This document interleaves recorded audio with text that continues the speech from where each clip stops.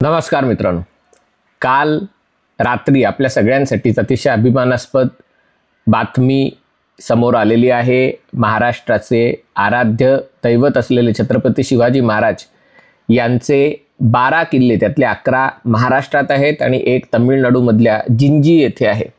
हे 12 किल्ले, याच्यामध्ये रायगड, राजगड, प्रतापगड, पन्हाळा, शिवनेरी, लोहगड, साल्हेर, सिंधुदुर्ग, विजयदुर्ग, सुवर्णदुर्ग, खांदेरी आणि जिंजी यांचा समावेश आहे। हे 12 किल्ले युनेस्कोच्या जागतिक वारसा स्थळांच्या यादीमध्ये समाविष्ट करण्यात आले। या किल्ल्यांमध्ये, कारण हे किल्ले कुठलीही गोष्ट युनेस्कोच्या वारसा यादीत, जागतिक वारसा यादीत येण्यासाठी त्याचं जसं ऐतिहासिक मूल्य असावं लागतं तसं त्याचं सार्वत्रिक किंवा जागतिक मूल्य असावं लागतं आणि त्याच्यामध्ये अखंडता, इंटिग्रिटी असावी लागते। असे 10हून जास्त निकष आहेत। त्यातले काही निकष पूर्तता करणाऱ्या स्थळांनाच केवळ हा दर्जा मिळतो, त्याच्यासाठी पाठपुरावा करावा लागतो। छत्रपती शिवाजी महाराजांचे जे किल्ले आहेत किंवा ज्याला आपण मराठा किल्ले म्हणू, या किल्ल्यांमध्ये त्यातलं माची हे स्थापत्यशास्त्राचा एक युनिक किंवा एक वेगळं उदाहरण म्हणून हे त्याचं वैशिष्ट्य आहे। आणि तसंच दरवाजे जे समोरनं हल्ला करणाऱ्या सैन्याला दिसणार नाहीत अशा प्रकारे शत्रूला न दिसणारे दरवाजे, हे याचं वैशिष्ट्य आहे। हे यश कोणाचं आहे याच्यावर आता वादविवाद सुरू होईल। युनेस्कोचा वारसा मिळाल्याने काय होणार आहे असे प्रश्न आता विचारले जातील। ठीक आहे, ज्याचं त्याचं राजकारण आणि ज्याची त्याची बौद्धिक कुवत असते तेवढं त्याच्या विचारांची झेप असते, पण हे यश खऱ्या अर्थाने आपल्या सगळ्यांचं यश आहे। याच्यामध्ये निसंशय मुख्यमंत्री देवेंद्र फडणवीस यांचा, त्यांच्या सरकारचा मोठ्या प्रमाणावर वाटा आहे। पंतप्रधान नरेंद्र मोदी आणि त्याच्यातही जे युनेस्कोमध्ये भारताचे राजदूत आहेत, आणि मी त्यांना ओळखतो, विशाल शर्मा त्यांचं नाव आहे, मी मागे मुंबईतच त्यांना भेटलो होतो, त्यांनी तिथे बाजू भारताची मांडली। महाराष्ट्राचे सांस्कृतिक मंत्री आशिष शेलार असतील, ते शिष्टमंडळासकट तिकडे गेले होते, तिथे त्यांनी सादरीकरण केलं होतं। मुख्यमंत्री कार्यालयातले सचिव विकास खारगे यांचीही याच्यात महत्त्वाची भूमिका आहे। सांगायचा उद्देश, हे खारगे उद्धव ठाकरे मुख्यमंत्री असतानाही मुख्यमंत्र्यांचे सचिव होते, म्हणजे तेव्हाही ही गोष्ट करता आली असती। पण महाराजांचे किल्ले, त्याच्यापेक्षा स्वतःची घरं, त्याला अधिक प्राधान्य तेव्हा मिळालं। तुम्ही म्हणाल या विषयात राजकारण आणायची गरज काय? तर राजकारण हे येतच, आणि म्हणूनच हा व्हिडिओ करत आहे की आपल्या सगळ्यांच्या मनात हा प्रश्न येतो की छत्रपती शिवाजी महाराजांचे किल्ले या यादीत समाविष्ट व्हायला एवढा वेळ का लागला? किंवा जगातही मी इतरत्र जेव्हा फिरताना असं दिसतं की काही गोष्टी तर अगदी अर्वाचीन काळातल्या, म्हणजे 100 वर्षापूर्वी, 200 वर्षापूर्वी बांधलेल्या आहेत, आणि आपल्याकडच्या ज्या वारसा स्थळांपेक्षा त्या फारच सुमार दर्जाच्या आहेत, पण त्यांचं वारसा यादीत नाव आपल्यापेक्षा आधी आलेलं आहे। आणि म्हणून मी म्हटलं की थोडंसं बघावं, कारण आता आरोप प्रत्यारोप सुरू होतील की वारसा यादीत समावेश केल्याने काय होणार आहे, त्या किल्ल्यांसाठी पैसा कोण देणार आहे, तिथे ते सगळे हुल्लडबाज लोक जातात, तिथे दारू पितात, त्याचं अतिक्रमणांचं काय, आणि अतिक्रमण करणारे शांतताप्रिय लोक आहेत त्यांचं काय होणार, हे असे सगळे प्रश्न विचारले जातील। सगळ्यांची उत्तरं देण्याचा प्रयत्न करतो, पण आधी भारताची जी वारसा स्थळं आहेत, आणि त्यातली बरीचशी वारसा स्थळं ही मानवनिर्मित आहेत, काही वारसा स्थळं ही नैसर्गिक आहेत। पण काँग्रेसच्या काळात कोणत्या स्थळांना, कोणत्या भारतातल्या कोणत्या स्थळांना जागतिक वारसा मिळावा, त्याची जी प्राथमिकता होती त्याच्याकडे जर लक्ष दिलं तर त्यात स्पष्ट दिसून येतं की सगळ्यात पहिले मुघलांनी निर्मिलेल्या गोष्टींना, तसंच त्याच्यानंतर जे बौद्ध धर्मीयांचं, म्हणजे याच्यात नेहरूंचं स्वतः निधर्मीय होते, सेक्युलर वगैरे होते, पण त्यांना हिंदू तत्वज्ञानापेक्षा, हिंदू धर्मापेक्षा त्यांना बौद्ध धर्माचं जास्त आकर्षण होतं। आणि तीच गोष्ट म्हणजे हे जे दत्तात्रय गोत्री ब्राह्मण वगैरे असलेले राहुल गांधी किंवा त्यांचे पारशी आजोबा आणि ख्रिश्चन आई असे सगळे त्यांची जी वंशावळ आहे. पण त्या काळात म्हणजे 1983 साली जेव्हा याला सुरुवात झाली तेव्हा मुख्यतः हे वारसा स्थळामध्ये नाव येण्यासाठी जर कोणी जबाबदार असेल तर पंतप्रधान म्हणून असलेलं तेव्हा इंदिरा गांधींचं सरकार आणि त्याच्यानंतर राजीव गांधींचं सरकार आणि या सगळ्या काळात महाराष्ट्रात काँग्रेसचं किंवा मग शरद पवारांच्या नेतृत्वाखाली पुलोदचं वगैरे अशा प्रकारची सरकारं महाराष्ट्रात तेव्हा होती. पण प्रायोरिटी बघा, 1983 साली याला सुरुवात झाली. पहिले आपण काय टाकलं? आग्र्याचा किल्ला, ताजमहाल, लाल किल्ला, म्हणजे बघा फतेपूर सिक्री 1986 साली. मग त्याच्यानंतर आपलं जे सगळ्या बौद्ध धर्मीय मॉन्युमेंट्स आहे, मला काही कशाला विरोध नाही, मी ताजमहाललाही 3 वेळा गेलेलो आहे आणि अतिशय सुंदर वास्तू आहे, म्हणजे त्याच्यात काही जे सुंदर आहे ते सुंदर आहे. पण वेरूळ लेणी आहे ती ताजमहालपेक्षा कितीतरी चांगली आहे, पण वेरूळ लेण्यांचा समावेश व्हायला, अजंठा लेण्यांचा समावेश 1983 साली झाला, म्हणजे ताजमहाल बरोबरच झाला. वेरूळचाही 83 साली झाला, म्हणजे तेव्हा त्या पहिल्या यादीत हे केलं गेलं. चोळ साम्राज्याची मंदिरं आहेत 1987 साली आली. हम्पीचं जे भग्नावशेष आहेत 1986 साली आली. महाबलीपुरम तमिळनाडूमध्ये आहे, अतिशय सुरेख आहेत, 84 साली झालं. पटडक्कल 1987 साली झालं. खजुराहो मंदिर 1986 साली, खजुराचं जे लेणं आहे ते 1986 साली झालं. बोधगया 2002 साली. भारतातले जी पर्वतीय रेल्वे आहे म्हणजे माथेरान असेल, दार्जिलिंग वगैरे असे जे डोंगर भागातून जाणारी रेल्वे आहे ती 1999 साली झाली. कुतुब मिनार पुन्हा 1993 साली. आणि त्यामुळे जर तुम्ही बघायला गेलात तर ही जी पहिली जी वारसा स्थळं घोषित केली गेली होती त्याच्यामध्ये प्राथमिकता वेगळी होती. याच्यामध्ये आश्चर्य वाटण्यासारखं काही नाही आहे. जेव्हा जेव्हा देशात काँग्रेसचं आणि नंतर UPAचं सरकार होतं प्रत्येक गोष्टीचा अशा प्रकारे वापर केल्याचं दिसून येतो. अगदी जे पद्म पुरस्कार आहेत त्याच्यातही कोणाकोणाला पद्म पुरस्कार दिले? बरखा दत्त, राजदीप सरदेसाई, सैफ अली खान, म्हणजे सगळ्या खानावळीतल्या बॉलिवूडला पद्म पुरस्कार दिले गेले. पण लोकांमध्ये उत्कृष्ट करणाऱ्या सामान्य लोकांना हे पुरस्कार द्यायला मोदी सरकार यायची वाढ बघावी लागली.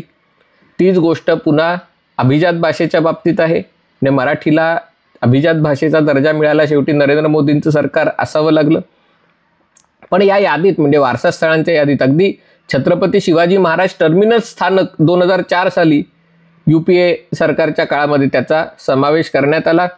मोदी पंतप्रधान झाल्यावर अर्थातच त्यांचं जे गुजरातचे मुख्यमंत्री म्हणून असताना ज्या गुजरातमधल्या काही स्थळं होती त्याचा त्यांनी समावेश करून घेतला आणि त्याचा अनुभव बहुधा या वेळेला आला असेल. बाय द वे हुमायून त्याचं कबर आहे ती पण 1993 साली झाली. म्हणून म्हटलं की पहिले जे भारताची जी यादी आहे त्यातली पहिली कुठल्या स्थळांना वारसा स्थळाचं घोषित करण्यात आलं त्याच्यात मुघल, त्यांचा इतिहास, त्यांची जी इमारती, वास्तू, त्यांना जे प्राधान्य दिलेलं दिसतं. असो, म्हणजे मी आता त्याच्यावर या विषयावर आणखीन जास्त बोलणार नाही. पण सांगायचा मुद्दा हा आहे की तुमच्या देशाचा इतिहासाबद्दलचा प्राधान्यक्रम वेगळा असला की तुम्हाला काय तुमचा वारसा वाटतं त्याच्याबद्दलचं प्राधान्य हे चुकतं. नरेंद्र मोदी पंतप्रधान झाल्यावर त्यांनी ज्या काही गोष्टी त्याच्यामध्ये अहमदाबादचं जे जुनं शहर आहे आणि तिथेही तो जुन्या शहराच्या भागाला त्यांनी वारसा स्थळ त्याचा दर्जा मिळवून दिला. नंतर राणी की वाव म्हणून विहीर आहे गुजरातमध्ये 2-3 ठिकाणी अशा विहिरी आहेत की ज्या एका प्रकारे जमिनीखाली एका महाल बांधल्यासारख्या वाटतात. अतिशय सुंदर कोरीव काम मंदिरात गेल्यासारखं किंवा महालात गेल्यासारखं वाटतं, पण ते विहीर आहे आणि त्याच्यातनं पाण्याचं महत्त्व कशा प्रकारे आपण जपलं होतं. जंतर मंतरला 2010 साली मिळालं. राजस्थानची जयपूरची जी पिंक सिटी आहे, गुलाबी शहर आहे, त्याला 2019 साली मिळालं. आणि त्यामुळे हा प्रश्न आपल्या मनात येणं स्वाभाविक होतं की या सगळ्या स्थळांना मिळू शकतं तर मग छत्रपती शिवाजी महाराजांच्या किल्ल्यांना का मिळू शकत नाही? किंवा महाराष्ट्रात इतरही वारसा स्थळं आहेत, मराठवाड्यात खरे तर किती आहेत, पण त्याला हे सन्मान मिळायला एवढा वेळ का लागला? जसं म्हटलं की पहिले म्हटलं की एकतर इच्छाशक्ती पाहिजे, दुसरी गोष्ट विचारधारा पाहिजे. तुम्ही जर मुघलांनाच आणि ब्रिटिशांनाच भारताचा वारसा समजत असाल तर मग तुम्हाला आणि छत्रपती शिवाजी महाराजांना लुटारू वगैरे समजत असाल, तुम्हाला औरंगजेब सुफी संत वाटत असेल, तर मग तुम्हाला या गोष्टी सुचणं शक्य नाही. तिसरी गोष्ट, मग प्रयत्न करायला पाहिजेत. म्हणजे या बाबतीत मी उबाठा सेनेला वगैरे दोष देणार नाही, कारण त्यांचं केंद्रात सरकार नव्हतं असं ते म्हणू शकतात. केंद्रात सरकार असलं तरी UN मध्ये त्यांचं काही चाललं नसतं वगैरे असं ते म्हणू शकतात, म्हणून मी त्यांना दोष देणार नाही. मुख्यतः हा दोष मी काँग्रेस आणि UPA सरकारच्या काळातल्या बेजबाबदारपणाला देईन. पण ती गोष्ट लागते आणि मग ते झाल्यावर ठीक आहे, वारसा स्थळ म्हणून घोषित झालं, मग पुढे काय करणार? आणि त्याबाबत जी तक्रार आहे ती तक्रार आहे आणि त्यात अजूनही अनेक गोष्टी करता येण्यासारख्या आहेत. म्हणजे मला सांगायचा उद्देश हाच आहे की संयुक्त राष्ट्रांनी वारसा स्थळ घोषित करणं ही तर सुरुवात आहे. ते केलं नसतं तरी आपले गड किल्ले, त्यांची जपणूक, त्यांचं संवर्धन, ते अतिक्रमण मुक्त करणं, या गोष्टीसाठी तर UNची काही गरज नव्हती. या तर गोष्टी आपण करू शकलो असतो.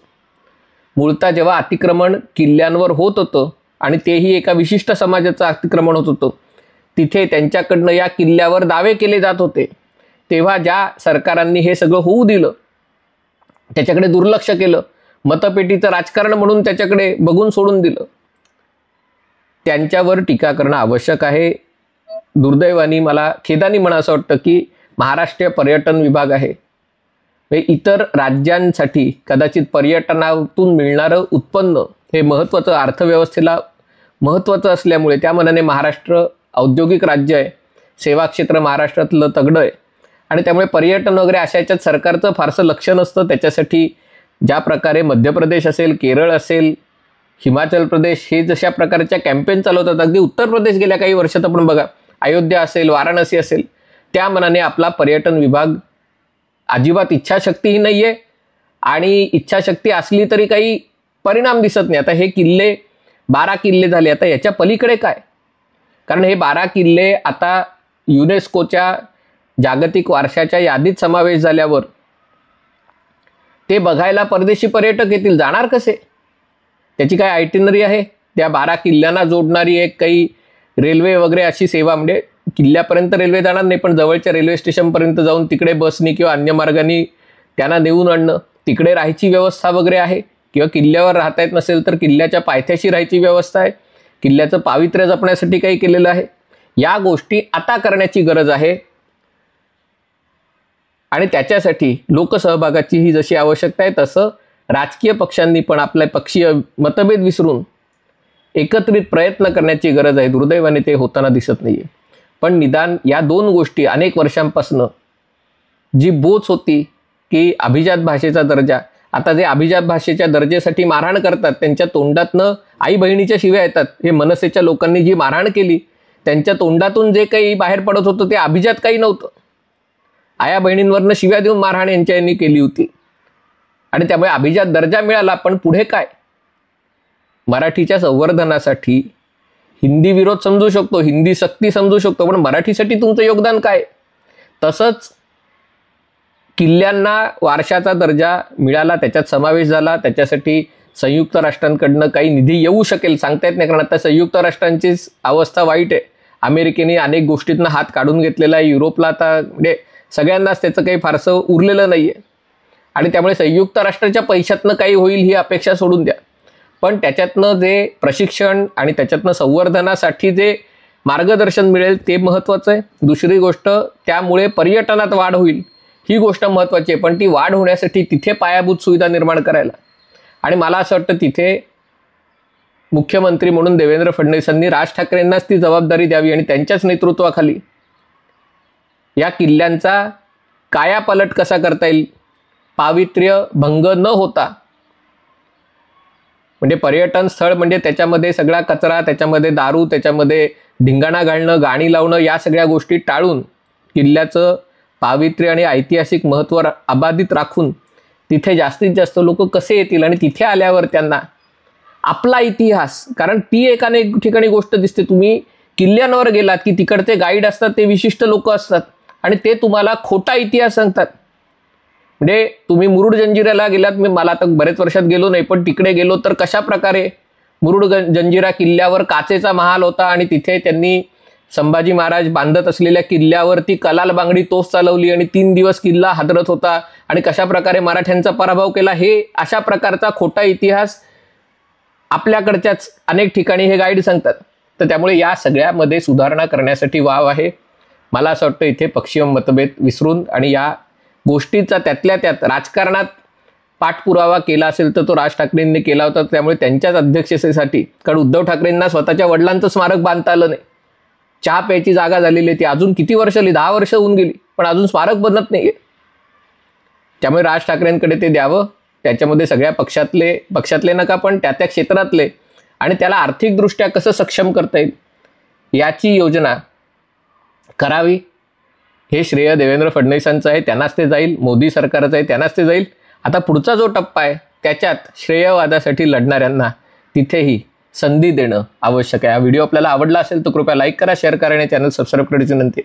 तुर्तास इथेच थांबतो. पाहत रहा MH48.